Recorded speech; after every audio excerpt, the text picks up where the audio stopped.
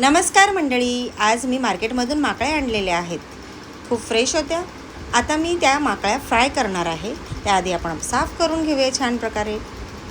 So पाहू शकता तुम्ही, हा मी मधला दात काढलेला आहे. पित्ताची पिशवी असते ती काढायची आणि अशा प्रकारे माकळ्या स्वच्छ करून घ्यायच्या आहेत.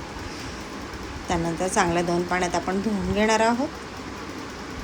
वरचं साली तुम्ही काढू शकता, कारण ते काढल्यानंतर एकदम व्हाईट व्हाईट दिसतात, छान लागतात ती खायला.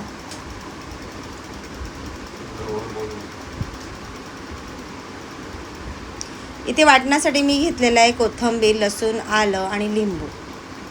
आता आपण वाटण जे केलेलं आहे कोथिंबीर, आलं, लसणाचं, ते आपण आता माकळ्यांमध्ये ॲड करणार आहोत. मीठ, मसाला चवीनुसार, हळद आणि लिंबू घालून मिक्स करून घेणार आहोत.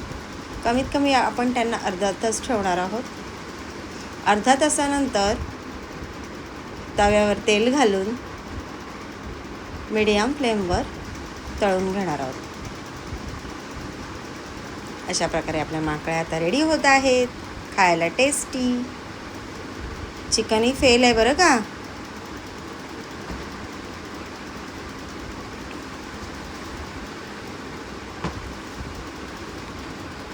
पाहू शकता तुम्ही, आपल्या मस्तपैकी डिश रेडी झालेली आहे.